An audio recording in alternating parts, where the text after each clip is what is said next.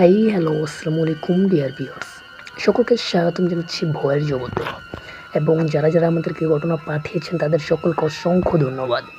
এবং আমি প্রথমে আপনাদের কাছে ক্ষমা চেয়ে নিচ্ছি, কারণ গত কয়েকটা দিন আমি আপনাদের কাছে আসতে পারি নাই শো নিয়ে। আপনারা অনেকেই বলতেছিলেন যে ভাইয়া কেন শো করতেছো না, কেন আসতেছো না। সো আমি আপনাদের জন্য চলে আসলাম শেষ পর্যন্ত মঙ্গলবারে, যদিও আমার শো বুধবার এবং গিয়ে শনিবারে করার কথা। আমি বুধবারে শোটাও করার চেষ্টা করব। আচ্ছা, আপনারা কি বিশ্বাস করেন মাটিও কথা বলতে পারে? কিংবা এমন কোনো বাড়ি যেখানে ঢুকলে সময় থমকে যায় 100 বছর আগে? আজ আমি আপনাদের শোনাবো উত্তরবঙ্গের সেই অভিশপ্ত রক্তমুখী কুঠিরের সত্য ঘটনা, যা শোনার পর আজ রাতে আপনার ঘুম হারাম হয়ে যাবে। এবং আমি শোনাবো আপনাদেরকে আরও কিছু ঘটনা। সো চলুন আমরা গিয়ে আমাদের প্রথম ঘটনায় চলে যাই। প্রথম ঘটনাটি আমাদেরকে যিনি পাঠিয়েছেন তার নাম রূপা আক্তার। তিনি যেভাবে লিখেছেন আমিও ঠিক সেভাবে পড়ার চেষ্টা করছি।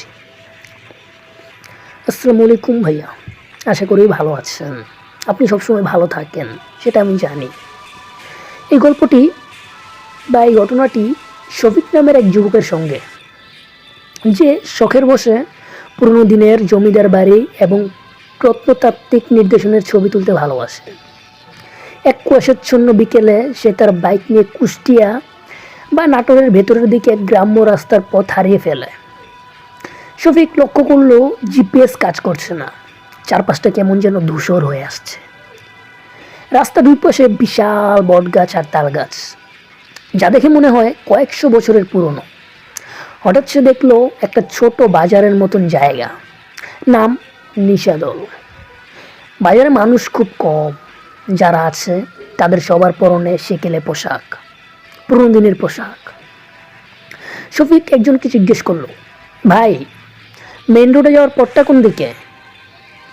লোকটা কোনো কথা না বলে শুধু একটা সরু রাস্তার দিকে আঙুল তুলল। সেই রাস্তার মুখে একটা পুরনো সাইনবোর্ড ঝুলছে, যাতে লেখা সূর্যাস্তের পর এই পথে ফেরা নিষেধ। শফিক ভাবলো হয়তো ডাকাতের ভয়, তাই দ্রুত বাইক চালালো। মিনিট 10 চলার পর সে এক বিশাল জমিদার বাড়ির সামনে এসে পৌঁছালো। বাড়িটা ভাঙাচোরা হলেও অদ্ভুত এক রাজকীয় ভাব আছে। শফিক ভাবলো কয়েকটা ছবি তুলে তারপরই ফিরবে। ভিতরে ঢুকতেই সে দেখলো একটা বড় হল ঘরে প্রচুর মোমবাতি জ্বলছে, অথচ সেখানে কেউ নেই। হঠাৎ সে শুনতে পেল ওপরতলা থেকে নুপুরের আওয়াজ আর কারো কান্নার শব্দ। সে যখন দোতলায় উঠলো, দেখলো একটা বন্ধ ঘরের দরজার নিচ দিয়ে রক্ত গড়িয়ে আসছে। ভয় পেয়ে সে যখন নিচে নামতে চাইলো, দেখলো সিঁড়িটা আর নেই, সেখানে শুধু একটা অন্ধকার গহ্বর। পেছন ফিরে তাকাতেই দেখলো সেই সাদা শাড়ি পরা এক নারী ছায়া হয়ে তার দিকে এগিয়ে আসছে, যার মুখটা কুয়াশার মতো ঝাপসা। শফিক প্রাণপণে জানলা দিয়ে লাফ দিল। বাইক নিয়ে এসে যখন গ্রাম থেকে বের হওয়ার চেষ্টা করছে, তখন দেখলো সে বারবার সেই একই জমিদার বাড়ির সামনে ফিরে আসছে। সে যতবারই পথ বদলানোর চেষ্টা করছে, ঠিক 10 মিনিট পর সে আবার সেই নিশাদল বাজারের সেই বোবা লোকটার সামনে গিয়ে দাঁড়াচ্ছে। হঠাৎ তার নজরে এলো বাজারের একটা দেয়ালে ঝুলছে একটা পুরনো ক্যালেন্ডার। সেখানে সাল লেখা 1926। শফিকের আত্মা শুকিয়ে গেল। সে বুঝতে পারলো সে বর্তমানে নেই। সে এমন এক গ্রামে ঢুকে পড়েছে যা 100 বছর আগেই কোনো মহামারীতে বা অভিশাপে ধ্বংস হয়ে গিয়েছিল। সেই বোবা লোকটা এবার তার দিকে তাকিয়ে অদ্ভুত এক হাসি দিল। তার দাঁতগুলো ছিল কয়লার মতো কালো। শফিক বাইক ফেলে দৌড়াতে শুরু করলো। পেছনে হাজার হাজার মানুষের পায়ের শব্দ শোনা যাচ্ছিল, যেন পুরো গ্রাম তাকে তাড়া করছে। দৌড়াতে দৌড়াতে সে যখন জ্ঞান হারালো, তখন ভোর হয়ে এসছে। তার যখন জ্ঞান ফিরল, সে দেখলো সে রাস্তার পাশের এক ঝোপের মধ্যে পড়ে আছে, বাইকটা পাশে অক্ষত অবস্থায়। কিন্তু তার পকেটে হাত দিতেই সে চমকে উঠল। তার পকেটে একটা পুরনো রূপোর মুদ্রা, যাতে খোদাই করা আছে 1926 সাল। আর তার কাঁধে একটা কালচে হাতের ছাপ, যা কিছুতেই মুছছে না। স্থানীয় বড়দের জিজ্ঞেস করে সে জানতে পারলো নিষাদল নামে কোনো গ্রাম এই ম্যাপে নেই।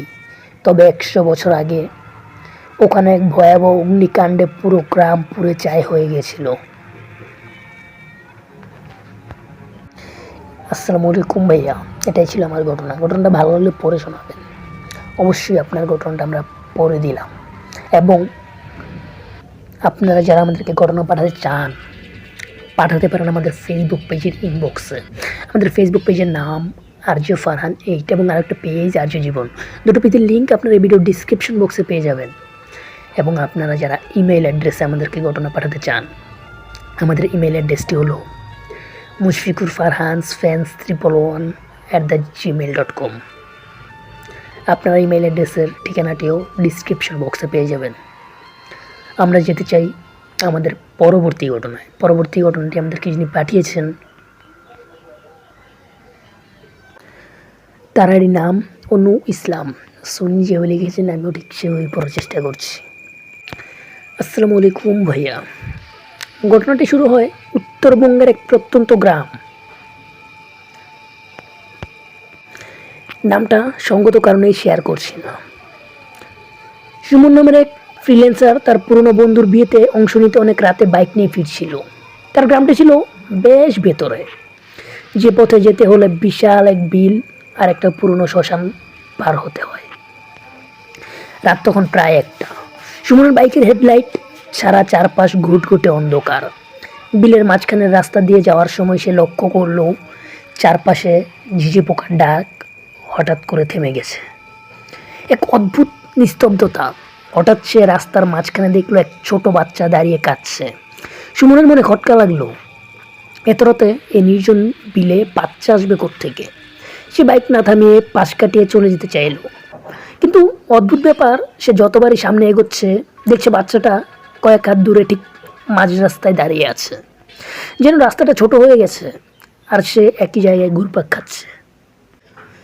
সুমন যখন বাইক থামালো বাচ্চাটা হঠাৎ অদৃশ্য হয়ে গেল, কিন্তু ঠিক তখনই তার নাকে এলো এক তীব্র পচা লাশের গন্ধ। সে অনুভব করলো তার ঘাড়ের পেছনে কেউ তপ্ত নিঃশ্বাস ছাড়ছে। ভয়ে হিম হয়ে গেল সে। পেছনে ফিরল না, কিন্তু বাইকের লুকিং গ্লাসে যা দেখলো তাতে তার কলিজা শুকিয়ে গেল। আয়নায় দেখা যাচ্ছে তার কাঁধের ওপর দুটা লম্বা নখওয়ালা কালো হাত রাখা। হাতগুলো থেকে চটচটে কালো রক্ত গড়িয়ে সুমনের জ্যাকেটে পড়ছে। সে চিৎকার দিতে চাইলো, কিন্তু তার গলা দিয়ে কোনো শব্দ বের হলো না। মনে হচ্ছিল কেউ তার কণ্ঠনলী চেপে ধরেছে। হঠাৎ এক বিকট অট্টহাসিতে পুরো বিল কেঁপে উঠল, যা কোনো মানুষের গলার শব্দ হতে পারে না। সুমন কোনো মতে বাইক স্টার্ট দিয়ে সামনের দিকে ছুটলো, কিন্তু রাস্তা যেন শেষই হচ্ছে না। হঠাৎ সে দেখলো সে রাস্তার মাঝখানে নয়, বরং শ্মশানের সেই পুরনো বিশাল বটগাছটার নিচে দাঁড়িয়ে আছে, যে গাছটা নিয়ে গ্রামে অনেক ভয়াবহ কাহিনী প্রচলিত আছে। গাছের ঢাল থেকে উল্টো হয়ে ঝুলে আছে সেই বাচ্চাটা, কিন্তু তার মুখটা এখন আর বাচ্চার মতো নেই। সেটা একটা কঙ্কাল সার বিভৎস মুখ, যার চোখ দিয়ে আগুনের মতো লাল আলো বের হচ্ছে। ডালপালার ফাঁক দিয়ে সে দেখলো আরও অনেক ছায়ামূর্তি তাকে ঘিরে ধরেছে। তারা সবাই ফিসফিস করে বলছে, আমাদের রক্ত শেষ হয়ে গেছে, তোর রক্ত দিয়ে আজ মেজবানি হবে। সুমন তার পকেটে থাকা একটা ছোট্ট লোহার চাবির রিং শক্ত করে ধরলো। লোহা ভূতের ভয় কাটাতে কাজ করে বলে প্রচলিত আছে, লোকমুখে শোনা যায়। সে জোরে জোরে দোয়া পড়তে শুরু করলো। হঠাৎ এক প্রচণ্ড জোরে হাওয়া শুরু হলো এবং বটগাছ থেকে এক বিকট আর্তনাদ ভেসে এলো। পরদিন সকালে গ্রামের লোকজন তাকে ওই বটগাছের নিচে অচেতন অবস্থায় খুঁজে পায়। তার সারা শরীরে আঁচড়ের দাগ আর জ্যাকেটে সেই কালো চটচটে রক্তের দাগ শুকিয়ে শক্ত হয়ে আছে। গ্রামের বয়স্করা জানায় বহু বছর আগে ওখানে এক তান্ত্রিক নরবলি দিয়েছিল। তারপর থেকেই ওই আত্মাগুলো রক্তের তৃষ্ণায় ঘুরে বেড়ায়। আজও অমাবস্যার রাতে ওই পথে কেউ একা গেলে তার আর বাড়ি ফিরে আসা হয় না। আসসালামু আলাইকুম ভাইয়া, এটাই ছিল আমার ঘটনা। অসাধারণ। এবং আমরা শুনে নিলাম আমাদের আরেকটি ঘটনা। আমরা যাব আমাদের পরবর্তী ঘটনায়। পরবর্তী ঘটনায় যাওয়ার আগে আপনাদেরকে একটু জানিয়ে রাখতে চাই, যারা যারা আমাদেরকে ঘটনা পাঠাতে চান পাঠাতে পারেন আমাদের ফেসবুক পেজের ইনবক্সে অথবা আমাদের ইমেল অ্যাড্রেসে। ফেসবুক পেজের ঠিকানা এবং হচ্ছে গিয়ে ইমেল অ্যাড্রেস সবগুলোই আপনি আমাদের ভিডিও ডিসক্রিপশন বক্সে পেয়ে যাবেন। এবং হচ্ছে গিয়ে যারা এখনও শেয়ার করেন নাই তাদের কাছে আমি অনুরোধ করব, শেয়ার করে দিবেন। শেয়ার করে দিলে হচ্ছে গিয়ে আমরা অনেক অনেক মানুষের কাছে পৌঁছাতে পারবো এবং আমরা অনেক অনেক ভালো ভালো ঘটনা পাব। এবং হচ্ছে গিয়ে আমাদের এই ফ্যামিলিটা খুবই ছোট। আমাদের পুরনো যে ফ্যামিলিটা ছিল আমাদের পুরনো যে চ্যানেলটা ছিল সেখানে মোটামুটি 3,000 কী বলে এটাকে 3,000 মেম্বারের সদস্য ছিলাম আমরা, বা পরিবার ছিলাম। সো সেই পরিবারটা এখন আর নাই। তো আপনাদের জন্য বলতে চাই, আপনারা অবশ্যই শেয়ার করবেন। শেয়ার করে দিলে হচ্ছে কি আমাদের এই ফ্যামিলিটা, এই ছোট্ট ফ্যামিলিটা আস্তে আস্তে বড় হয়ে যাবে। আমাদের পুরনো চ্যানেলে সাবস্ক্রাইবার ছিল 3,000, সো আমাদের ফ্যামিলি মেম্বারও ছিল 3,000। আমাদের চ্যানেলের সাবস্ক্রাইবার যারা আছে আমি তাদেরকে ফ্যামিলি মেম্বার হিসেবেই গণ্য করি। আমি তাদেরকে আমার একটা ফ্যামিলি মেম্বারের মতোই বিবেচনা করি। আমি জানি না আপনারা আমাদেরকে কী ভাবেন বা আমাকে কী ভাবেন, বাট আপনারা যারা আমার চ্যানেলের সাবস্ক্রাইবার আসছেন, বিশ্বাস করেন আমি আপনাদেরকে আমার পরিবারের সদস্য মনে করি। আমার ভয়ের জগৎ এটা একটা পরিবার। আমাদের এই ভয়ের জগৎ ফ্যামিলি মেম্বার যারা যারা আছেন তাদের সকলের জন্য ভালোবাসা। এবং যারা এখনও চ্যানেলটা সাবস্ক্রাইব করে নাই অবশ্যই সাবস্ক্রাইব করে দেবেন এবং পাশে থাকা বেল আইকন বাটনে ক্লিক করে দেবেন। আমি যেতে চাই আমাদের পরবর্তী ঘটনায়। তো পরবর্তী ঘটনাটা আমাদেরকে যিনি পাঠিয়েছেন সানজিদা হক মিম, সো নিজে বলে গেছেন, আমিও ঠিক সেভাবেই পড়ার চেষ্টা করছি। আসসালামু আলাইকুম ভাইয়া, আশা করি ভালো আছেন। ঘটনা শুরু হয় আজ থেকে প্রায় 30 বছর আগে, যা উত্তরবঙ্গের এক পরিত্যক্ত চা বাগানের ভেতরের আদিম জঙ্গল আর কুয়াশার ঘেরা সেই এলাকাটিতে একটি বাংলো ছিল যার নাম ছিল রক্তমুখী কুটির। অপু আর তার 3 বন্ধু সোহেল, রনি আর জাহিদ সিদ্ধান্ত নিল তারা এই কুঠিরে এক রাত কাটাবে। গ্রামবাসী বারবার মানা করেছিল, বাবা ওইদিকে যেও না, ওখানে বাতাস ভারী, ওখানে মাটি কথা বলে। কিন্তু তারা তারুণ্যের জেদ নিয়ে সেই বাংলোতে পৌঁছালো। বাংলোটা দেখতে একদম অদ্ভুত, চারপাশটা লতা পাতায় ঢাকা, কিন্তু একটা জায়গাও ধুলো নেই, যেন কেউ প্রতিদিন পরিষ্কার করে রাখে। ভেতরে ঢুকতেই তারা এক অদ্ভুত সুগন্ধ পেল। সেটা কোনো পারফিউম নয়, বরং টাটকা রজনীগন্ধার সুগন্ধ, যা সাধারণত কবরে দেওয়া হয়। সোহেল হঠাৎ খেয়াল করলো ডাইনিং টেবিলের ওপর 4টা থালা সাজানো, যেন কেউ আগে থেকেই তাদের জন্য অপেক্ষা করছিল। রাত বাড়ার সাথে সাথে বাড়ির আবহাওয়া বদলাতে শুরু করলো। বাইরে ঝিঝি পোকা ডাকছে না, শুধু এক নাগারে একটা পেঁচা ডেকে চলেছে। জাহিদ বাথরুমে গিয়েছিল, হঠাৎ তার চিৎকার শুনে সবাই দৌড়ে গেল। গিয়ে দেখলো জাহিদ আয়নার সামনে পাথরের মতো দাঁড়িয়ে আছে। আয়নায় জাহিদের প্রতিচ্ছবি নেই, তার বদলে সেখানে দেখা যাচ্ছে এক বিভৎস বৃদ্ধাকে, যার মুখটা পুরো কয়লার মতো হয়ে গেছে, আর সে জাহিদের গলার ওপর নখ বসিয়ে দিচ্ছে। সবাই যখন জাহিদকে টেনে সরাতে চাইল, দেখলো জাহিদের সারা শরীরে অদৃশ্য হাতের আঁচড়ের দাগ ফুটে উঠেছে। ঘর থেকে এক বিশ্রী হাসির শব্দ ভেসে এলো, যা ছাদ থেকে আসছিল। তারা যখন ওপরের দিকে তাকালো, দেখলো ছাদের কোনায় উল্টো হয়ে ঝুলে আছে সেই বৃদ্ধা, যার লম্বা জিভ দিয়ে টকটকা লাল রক্ত ঝরছে। বন্ধুরা প্রাণপণে পালানোর চেষ্টা করলো, কিন্তু সদর দরজাটা কিছুতেই খুলছে না। কুটিরের জানলা দিয়ে বাইরে তাকাতেই তাদের রক্ত হিম হয়ে গেল।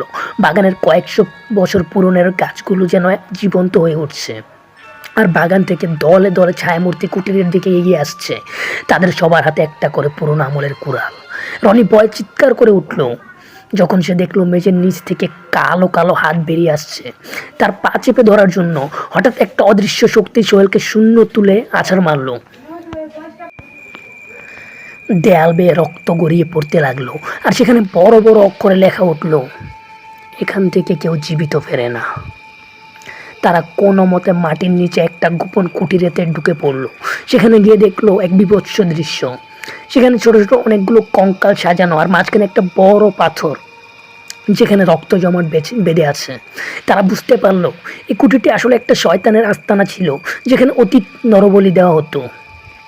হঠাৎ সে বৃদ্ধা কুটিরের দরজার আবির্ভূত হলো। তার চোখ দিয়ে আগুন বেরোচ্ছে। সে তার গলার হাড় কাঁপিয়ে এক অমানুষিক স্বরে বলল, তোরা 4 জন এসেছিস, আমাদের এই বছরের কোটা পূর্ণ হলো। অপু তার পকেটে থাকা একটি পুরনো ধর্মীয় মাদুলি বের করে জোরে জোরে মন্ত্র পড়া শুরু করলো। এক বিশাল বিস্ফোরণের মতো শব্দ হলো, আর পুরো কুঠিরটা কাঁপতে শুরু করলো। সকালে যখন গ্রামের মানুষ ওখানে গেল, তারা দেখলো কুঠিরটি ধসে পড়েছে। অপু আর জাহিদকে আধামরা অবস্থায় উদ্ধার করা গেলেও সোহেল আর রনির কোনো চিহ্নও পাওয়া যায়নি। আজ অবধি ওই ধ্বংসস্তূপের নিচে গভীর রাতে কুড়ালের আঘাতের শব্দে আর আর্তনাদ শুনতে পায় মানুষ। এটাই ছিল ভাইয়া আমার ঘটনাটা ভালো লাগলে পড়ে শোনাবেন। আসসালামু আলাইকুম। ওয়ালাইকুম আসসালাম। এবং অসংখ্য ধন্যবাদ আজকে যারা আমাদেরকে ঘটনা পাঠিয়েছেন বা পাঠিয়েছিলেন। আমরা আজকের মতো বিদায় নিব। বিদায় নেওয়ার আগে আপনাদেরকে আরও একটিবার জানিয়ে দিতে চাই, যারা আমাদেরকে ঘটনা পাঠাতে চান পাঠাতে পারেন আমাদের ফেসবুক পেজের ইনবক্সে। আমাদের ফেসবুক পেজের নাম RJ ফারহান 8 এবং আরও একটা পেজ RJ জীবন। দুটো পেজের লিঙ্ক আপনারা এই ভিডিও ডিসক্রিপশন বক্সে পেয়ে যাবেন। ইমেল অ্যাড্রেসে আপনারা ঘটনা পাঠাতে পারেন। ইমেল অ্যাড্রেসের লিঙ্কটিও আপনারা এই ভিডিও ডিসক্রিপশন বক্সে পেয়ে যাবেন। এবং যারা এখনও শেয়ার করেন নাই ভিডিওটা অবশ্যই শেয়ার করে দিবেন। শেয়ার করে আপনার ফেসবুকের টাইমলাইনে রেখে দিবেন। আমি চাই আমাদের এই ফ্যামিলিটা, এই ছোটো ফ্যামিলিটা বড় হয়ে যাক। আমি জানি যারা আমাদেরকে ভালোবাসেন, আমাদেরকে ঘটনা পাঠান নিয়মিত, তারা অবশ্যই আমাদেরকে ভালোবাসে আর অবশ্যই তারা শেয়ার করেন আপনাদের ফেসবুকের টাইমলাইনে। আর হচ্ছে গিয়ে যারা এখনও চ্যানেলটা সাবস্ক্রাইব করেন নাই, আমাদের ভয়ের জগৎ ফ্যামিলির একজন মেম্বার হন নাই, RJ ফারহানের একজন বন্ধু হন নাই, অবশ্যই RJ ফারহানের একজন বন্ধু হয়ে, ভয়ের জগতের একজন ফ্যামিলি মেম্বার হয়ে চ্যানেলটা সাবস্ক্রাইব করে পাশে থাকা বেল আইকন বাটনে ক্লিক করে দিবেন। এবং শোটা কেমন লাগলো, ভালো লাগলে লাইক করবেন, কেমন লাগলো সেটা জানাবেন কমেন্ট বক্সে। সো আজকের মতো বিদায় নিচ্ছি। আল্লাহ হাফেজ।